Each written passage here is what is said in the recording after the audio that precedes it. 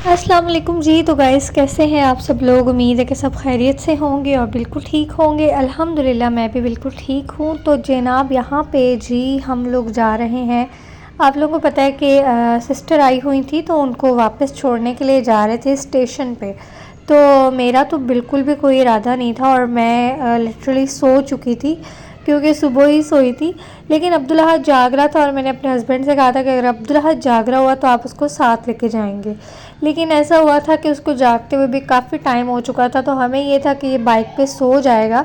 तो फिर मेरे हस्बैंड ने कहा कि प्लीज़ आप हिम्मत करो और मेरे साथ चलो। तो अगर ये सो गया तो मैं इतनी दूर से इसको कैसे फिर बाइक पे अकेला लेके आऊँगा।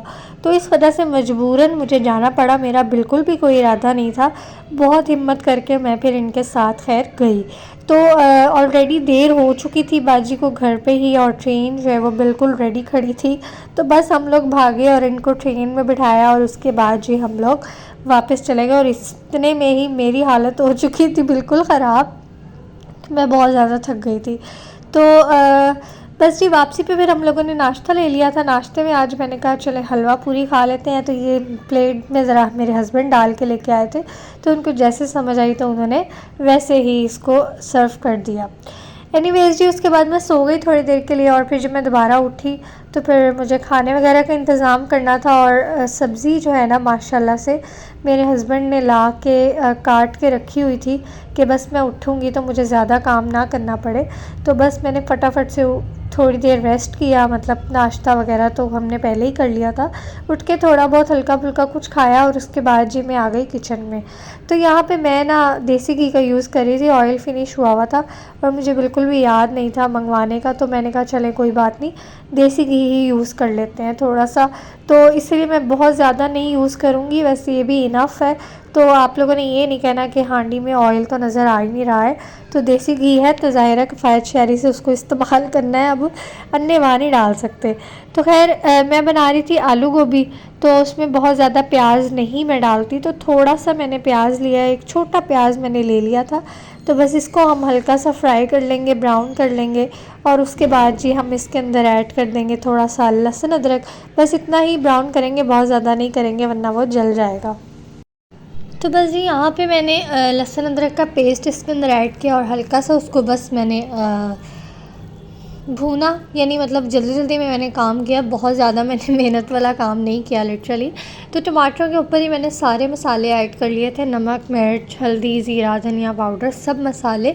और टमाटर साथ में 2 मैंने ले लिए थे बड़े। और बस जी अब ये मैं इसको ऐड कर दूँगी, अच्छी तरह से मसाला बना लेंगे और बस हम इसके अंदर डाल देंगे आलू गोभी। तो आलू गोभी अल्हम्दुलिल्लाह बड़ी अच्छी थी, मतलब गोभी बहुत अच्छी थी, बहुत जल्दी से गल गई और बहुत ही ज़्यादा सॉफ्ट बन गई थी।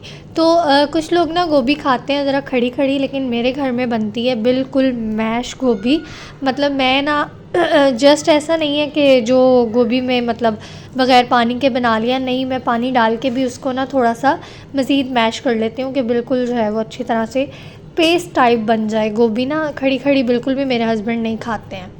तो खैर एक साइड पे गोभी मैंने रख दी थी और दूसरी साइड पे जी यहाँ पे मैं अनार छील रही थी कि मेरा अनार खाने का बहुत दिल कर रहा था, मतलब जूस वगैरह पीने का दिल कर रहा था।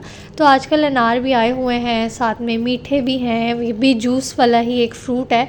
तो ज़रा मीठों का ये है कि जल्दी जल्दी खाने पड़ते हैं वरना कड़वे हो जाते हैं वो। तो मैंने कहा कि अब अनार की बारी है, अनार लेके आते हैं।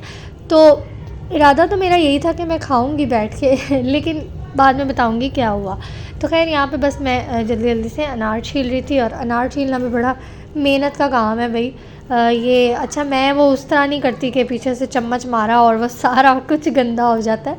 तो मैं बड़ी तहज़ीब के साथ ना आराम से प्यार से दाने निकाल लेती हूँ, यही ठीक रहता है, यही बेहतर रहता है। सो जी यहाँ पे सालन हो चुका था जी हमारा डन, और बस लास्ट में मैं थोड़ा सा गरम मसाला डाल देती हूँ इसके ऊपर और बस गोभी हो जाती है रेडी। धनिया मिर्चें वगैरह आपकी अपनी चॉइस है, आप डाल लें। धनिया मेरे पास अवेलेबल नहीं था तो मैंने इसीलिए नहीं डाला। और मिर्चें वैसे ही मैंने ज़रा गोभी में तेज़ रखी हुई थी, तो इसलिए मैंने ग्रीन चिलीज़ का भी बिल्कुल इसमें ऐड नहीं किया है। तो गोभी हमारी हो चुकी थी डन, आप देख सकते हैं कि बिल्कुल मैश हो चुकी है। तो इस तरह से मेरे घर में बनती है। और आलू ज़्यादा ही डाल लेती हूँ मैं, वो इस वजह से कि भाई गोभी के जब पराठे बनाने होते हैं, ज़ाहिर है गोभी बनी है तो पराठा भी बनना ही बनना है। तो फिर वो ना खाली गोभी जो होती है ना वो पराठे में ठहरती नहीं है, तो इसलिए आलू थोड़े ज़्यादा होना तो ज़रा पराठा ईज़िली बन जाता है। वो ज़रा ये है कि ग्रिप अच्छी हो जाती है, समझ लें आप। तो बस गोभी बनाई, उसके बाद मैंने रोटियां बनाई। और रोटी सादा ही, रात के टाइम तो सादा ही चलती है, लेकिन कभी कभी ऐसा होता है कि कभी पराठा खाने का भी दिल कर पड़ता है। लेकिन मैंने बिल्कुल सादा रोटी नहीं बनाई, मैंने थोड़ा सा घी लगा दिया था उसके ऊपर। तो ये है कि ज़रा इस तरह का कोई ड्राई सालन हो ना, तो उसके साथ थोड़ा सा गीली गीली रोटी यानी घी वाली रोटी हो तो वो अच्छी लगती है। तो इसलिए मैंने ये लगा दी थी। और वैसे भी आटा था ताज़ा, तो मुझे था कि रोटी थोड़ी नरम हो जाएगी इस तरह से। तो बस जल्दी जल्दी से मैंने सारी रोटियां बना ली।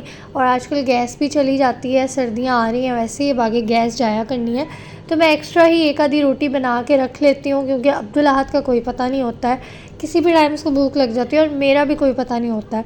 तो मैं एक ही साथ फिर बना के ना रोटी तो रख देती हूँ, फिर जब दोबारा भूख लगती है तो वो फिर हम ये है कि दोबारा उसको यूज़ कर लेते हैं।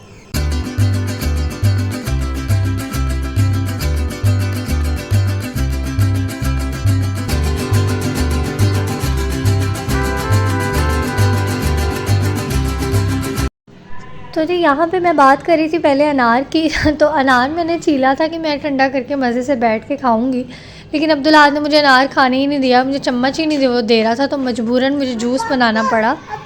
तो जूस का फ़ायदा ये हो गया कि अब्दुल अहद ने भी पी लिया। अच्छा, यहाँ पे मैंने क्या किया, मैंने जग में डायरेक्ट जूस बनाया और गिलास में डाल दिया। मुझे समझ ना आई यार ये 2 गिलास कैसे बन गए हैं, इतना सारा तो मतलब मैंने पानी ही नहीं डाला था, मैंने तो ज़रा सा पानी डाला था।